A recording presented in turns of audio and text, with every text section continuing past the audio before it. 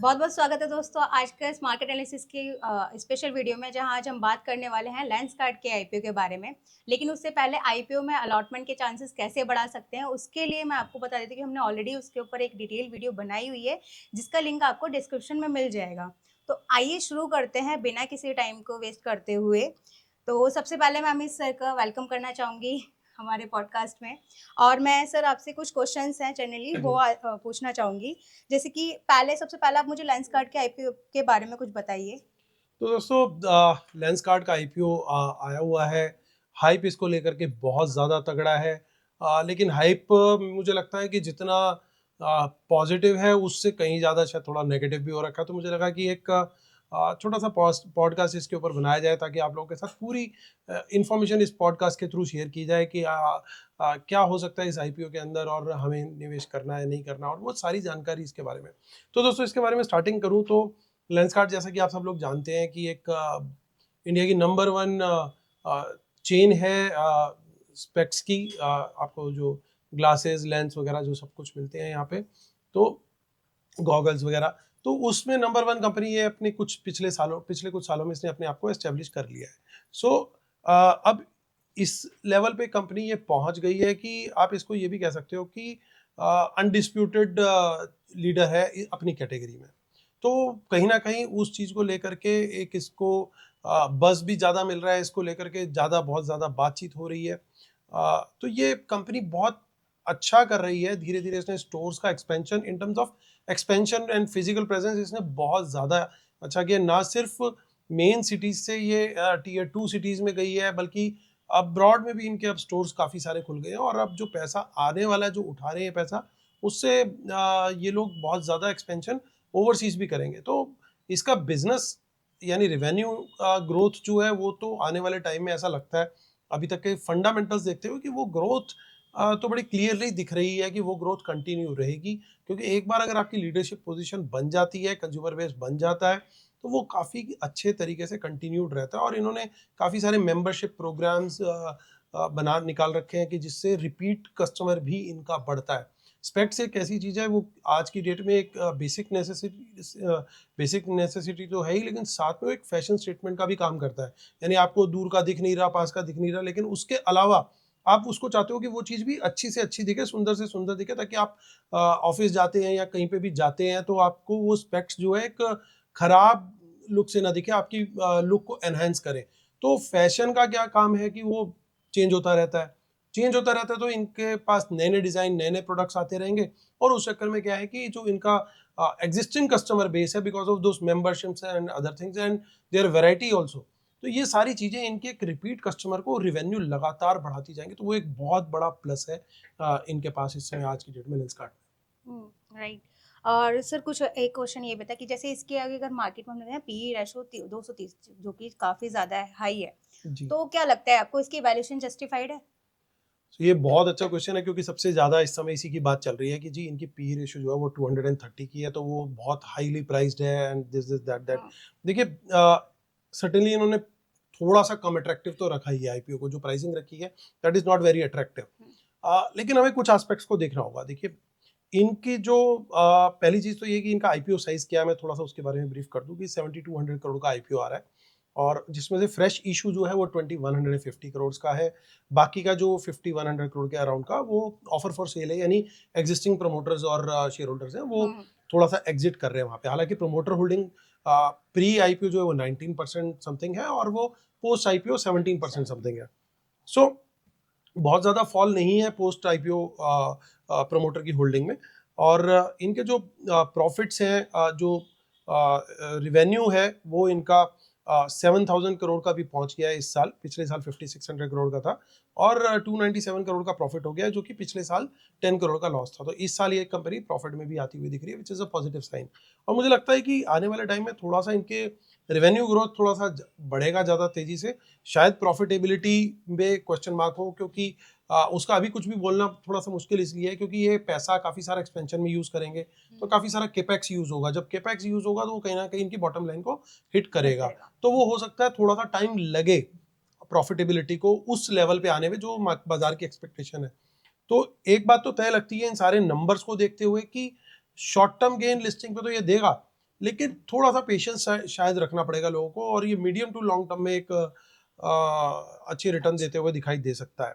तो 230 की पीई की बात मैं करूं तो क्योंकि प्रॉफिटेबिलिटी इसकी 297 करोड़ है, तो जैसे जैसे इसकी प्रॉफिटेबिलिटी बढ़ेगी आने वाले टाइम में, तो ये P ratio gap automatically narrow होता है। देखिए ये समझते हैं, पी रेशो होता क्या है, P for price, E for earning. Price मतलब मार्केट प्राइस, यहाँ पे जो प्राइस लिया जाता है वो मार्केट प्राइस जो है वो 402 रुपीज़ का इसका जो आईपीओ प्राइस है उसको लिया है न्यूमरेटर में, और डिनोमिनेटर में लिया है इसकी अर्निंग्स। तो वो प्राइस को मल्टीप्लाई करते हो आप, number of equity shares total कितने हैं, और उसको फिर अर्निंग से आप डिवाइड करते हो, जो कि आपका यहाँ पे 297 करोड़ का अमाउंट है। तो उस वजह से आपको वो बहुत बड़ी पी रेशो लगती हुई दिखाई दे रही है।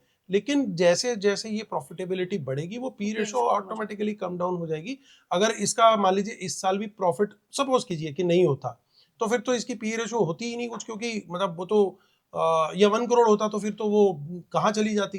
तो सिर्फ 300 करोड़ का प्रॉफिट है, तो वो डिनोमिनेटर नंबर जो है, सॉरी न्यूमरेटर नंबर जो है वो बहुत छोटा हो जा रहा है। तो उस चीज को देख करके लोग जो है थोड़ा सा वो स्केप्टिकल हो रहे हैं। लेकिन मेरा मानना ये है कि जो भी इस तरह के वेंचर्स होते हैं, जो new generation startups converted into unicorn हैं, जितने भी ये सब न्यू जनरेशन बिजनेसेस हैं, चाहे जोमेटो हो गया जिसका नाम अब एटर्नल हो गया है, स्विगी है, और ये आपका लेंसकार्ट है, तो ये सब न्यू जनरेशन बिजनेसेस हैं। इनको एक टाइम लगता है एक बहुत बड़ा एम्पायर बनने में, लेकिन ये एक बार अपने को एस्टेब्लिश कर लेते हैं तो they become like a conglomerate. आज रिलायंस है तो रिलायंस एक दिन में नहीं बना है, रिलायंस को बनने में कई साल लगे हैं। एक टाइम पे जब उसका भी आईपीओ आया होगा, लोगों ने उसको सोचा होगा कि क्या ठीक है, जस्ट अनदर कंपनी, लेकिन उसने जैसे जैसे परफॉर्म किया तो वो यहाँ पहुंचा है। तो वैसे ही लेंसकार्ट ने परफॉर्मेंस तो दिखाई है, बिजनेस परफॉर्मेंस उनकी है, हाँ। लेकिन अब फाइनेंशियल परफॉर्मेंस इंप्रूवमेंट कब होगा, तब मार्केट इसको सही तरीके से इसके शेयर प्राइस को प्रीमियम देगा। अगर इसके प्रमोटर्स जो है अच्छे तरीके से कंटिन्यू करते हैं डिलीवर करना, और फोकस रखते हैं कि ये खाली एक साल का प्रॉफिट ना हो और ये अगले साल भी इसमें ग्रोथ आती रहे, क्योंकि देखिए सेल्स रेवेन्यू के बढ़ने पे किसी को डाउट नहीं लग रहा, क्योंकि जो पैसा आएगा ये लगाएंगे, नया बिजनेस तो बढ़ेगा, नए वर्टिकल्स बढ़ेंगे। प्लस साथ में सबसे बड़ी चीज क्या है कि जब किसी कंपनी का आईपीओ आता है उसकी फ्री में एक तरह से ब्रांडिंग हो जाती है कि भाई सबको पता लग जाता है, जिसको नहीं भी पता उसको भी पता लग जाता है, रोज इसके बारे में बिजनेस चैनल्स पे बात होगी, तो everybody will get to know. इसकी फ्री की एडवर्टाइजमेंट है, रोज इसके शेयर प्राइस के बारे में बात होगी तो लोग कहेंगे अच्छा ठीक है लेंसकार्ट। अगर कोई किसी ब्रांड में कंफ्यूज होगा तो वो ये देखेगा कि अच्छा ठीक है लेंसकार्ट लिस्टेड है, शायद ये बेटर कंपनी है। कई लोगों की ऐसी भी सोच होती है, सोशल मीडिया पे काफी ज्यादा इसको बज मिल जाएगा, तो ऑटोमेटिकली इनकी revenue growth because of this free marketing also will happen, ये पक्का होगा। लेकिन क्या वो बॉटम लाइन पे इंप्रूवमेंट ला पाएंगे कि नहीं, that will be the biggest challenge. मुझे लगता है शायद शॉर्ट टर्म में थोड़े से चैलेंजेस रहे, बट जिस अप्रोच से कंपनी चल रही है और जो कंपनी का बिजनेस मॉडल है, मुझे लगता है कि ज्यादा टाइम नहीं लगेगा इनकी बॉटम लाइन यानी प्रॉफिट्स को भी इंप्रूव होने में। शायद 2 से 3 साल के अंदर हमें बहुत अच्छे नंबर्स ये कंपनी पोस्ट करती हुई दिखे। तो मुझे लगता है कि आज आपको हो सकता है एक्सपेंसिव लग रहा हो, तो ये 2 तरह की कैटेगरी के लोगों के लिए काफी अच्छा हो सकता है, शायद एक लिस्टिंग गेन्स वालों के लिए, और दूसरा जो लॉन्ग टर्म के लिए सोच रहे हैं। Thank you so much sir. लेकिन थोड़ा सा मैं ऑडियंस के साइड से ग्रेडी हो रही हूँ, मुझे एक लास्ट क्वेश्चन भी पूछना है जी जी कि अब ये बताइए आम जो निवेशक है, मतलब जो भी ये निवेशक है, वो उनको अप्लाई करना चाहिए या नहीं? आपका क्या पॉइंट ऑफ व्यू है इसके ऊपर? देखिए एक छोटा सा डेटा उसके लिए मैं आपके साथ शेयर करना चाहूंगा कि QIBs ने ऑलरेडी ओवर सब्सक्राइब कर दिया अपनी कैटेगरी को, 1.42 टाइम्स जो है उनकी कैटेगरी सब्सक्राइब हो चुकी है क्वालिफाइड इंस्टीट्यूशनल बायर्स का। जो नॉन इंस्टीट्यूशनल इन्वेस्टर्स हैं उनके में भी 2 कैटेगरीज होती हैं, एक बिग एनआईज और एक स्मॉल एनआईज। तो बिग एनआईज का 0.30% और स्मॉल नॉन इंस्टीट्यूशनल इन्वेस्टर्स का 0.63% हो चुका है। रिटेलर्स का 1.31 टाइम हो चुका है। और एम्प्लॉइज, देखिए एक चीज लोग बड़ी बिग पिक्चर मिस करते हैं, एम्प्लॉइज कोटा चाहे कितना भी छोटा हो या कितना भी बड़ा हो, लेकिन हमेशा ये चीज ध्यान रखनी चाहिए कि क्या उसके खुद के कंपनी के एम्प्लॉइज अप्लाई कर रहे हैं इस भाव पे, 402 के भाव पे, तो वो कोटा भी 1.10 टाइम हो चुका है। तो ये एक बहुत बड़ी कंफर्मेशन होती है, क्योंकि आप और मैं जितना जानते हैं कंपनी के बारे में वो सब बाहर से है, लेकिन जो कंपनी के अंदर बैठा है ना उसको सब कुछ पता है। ये बात हमेशा तय करके मान के चलिए। तो उन्होंने अगर पहले ही दिन 1.1 टाइम्स कर दिया है, तो मेरा ये मानना है कि it is a must apply at least from listing gains perspective. But जैसा मैंने अभी थोड़ी देर पहले भी बोली बात कि अगर आप लंबी अवधि के निवेशक है, देखिए लिस्टिंग पे इसका जो ग्रे मार्केट प्रीमियम चल रहा है अभी वो 94 रुपीज़ का चल रहा है। तो एक अच्छा लिस्टिंग है ना, 402 रुपये पे आपको लगभग 25% के आसपास की रिटर्न मिल रही है। लिस्टिंग पे बिल्कुल भी खराब नहीं है, तो it is a must apply according to me. Ignore कीजिए किसी भी नॉइस को, मेरा पर्सनल व्यू मैं उसके हिसाब से बता रहा हूँ। इतने सारे एंकर इन्वेस्टर्स ने इसमें इन्वेस्ट किया, 150 के करीब इन्वेस्टर्स की लिस्ट है, वो कैटेगरी ऑलमोस्ट 10 टाइम्स के करीब ओवर सब्सक्राइब हो चुकी है। तो आप उस चीज़ को समझिए कि उसमें से बाद में एलोकेशन जो है वो थोड़ा सा कम होती है। लेकिन पॉइंट क्या है, पॉइंट सबसे बड़ा ये है कि इस इशू के अंदर जो नेगेटिविटी आ रही है उसके बावजूद ओवर सब्सक्रिप्शन पहले दिन कंप्लीट हो चुकी है। That's a very clear and positive sign. और इसका ग्रे मार्केट प्राइस भी बाय द वे 1-2 दिन पहले, ओवर सब्सक्रिप्शन से एक दिन पहले ये 60 रुपीज़ के आसपास आ गया था, और शायद उससे भी नीचे आई हर्ड कि 50 के नीचे भी ग्रे मार्केट प्रीमियम इसका हुआ है। लेकिन जैसे ही पहले दिन हुआ तो सीधा जंप करके भी 94 चल रहा है। इट्स अ क्लियर साइन कि ये इशू एक हिट होने वाला है। लिस्टिंग गेन तो देगा ही देगा, लेकिन आप लंबी अवधि के लिए अगर बने रहेंगे तो मुझे उम्मीद है कि शायद ये अच्छे रिटर्न्स लॉन्ग टर्म में, यानी एटलीस्ट 2 to 3 इयर्स पर्सपेक्टिव आप लेके चले कि कंपनी को बॉटम लाइन इंप्रूव करने का सफिशिएंट टाइम तो मिले। अगर आप कैपेक्स कर रहे हैं तो डेप्रिसिएशन आता है, तो वो आर्टिफिशियली आपके कैश प्रॉफिट्स को फिर कम दिखाता है। हालांकि आपका एबिटा वगैरह जो है वो तब भी earning before interest and tax वगैरह जो होता है वो फिर भी थोड़ा सा बेटर रहेगा। तो पॉइंट सिंपल सा ये है कि 2 से 3 साल की अगर आप अवधि रखते हैं, मुझे लगता है ये शायद बहुत सारे लोगों को सरप्राइज करे आने वाले टाइम में। वैल्यूएशंस आज जो आपको ओवर लग रही है, 2-3 सालों में शायद लोग रिग्रेट करें कि यार अप्लाई कर दिया होता आईपीओ में तो बेटर होता, क्योंकि you have nothing to lose. Already GMP 94 का चल रहा है, तो 402 से तो ऊपर ही लिस्ट होना चाहिए। और इतने एंकर इन्वेस्टर्स और बड़े बड़े निवेशक इसमें आ चुके हैं, बड़े बड़े नाम इसके अंदर आ चुके हैं। तो इसका मतलब ये है कि कहीं ना कहीं इसके अंदर कुछ उनको भी दिख रहा है। और दैट इज़ द रीज़न, जब रिटेलर पूरा स्केयर्ड हो या उसे स्केयर कर दिया गया हो तो that is the best opportunity, वहीं अपॉर्चुनिटी होती है। अब इतनी सारी नॉइस में ज़्यादा रिटेलर क्या करेंगे, वो कहेंगे लिस्टिंग इन लो निकलो। कहीं ऐसा ना हो कि 2-4 दिन, 5 दिन, 10 दिन कंसोलिडेट करके या एक आध महीना कंसोलिडेट करके आपको शेयर प्राइस ऊपर जाता हुआ दिखे।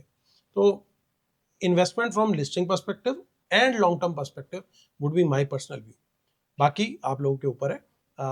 दोस्तों डिस्क्लेमर जरूर पढ़ लीजिएगा। और हमारा जो वीडियो, जैसे मैम ने अभी बताया कि किस तरीके से आप अपने चांसेस इंप्रूव कर सकते हैं किसी भी आईपीओ में अलॉटमेंट के लिए, इंक्लूडिंग लेंसकार्ट आईपीओ, वो भी इसी वीडियो के डिस्क्रिप्शन में है, तो उसको जरूर आप वॉच कीजिएगा। और कोई और क्वेश्चन अगर आपके रह गए तो कमेंट करना ना भूलें। हो सकता है कि मेरी साइड से कुछ क्वेश्चन रह गए हो, तो आप कमेंट जरूर कीजिएगा और हम उसको जवाब देने की जो है जरूर कोशिश करेंगे। हाँ, thank you so much sir. Thank you Shivani, thank you.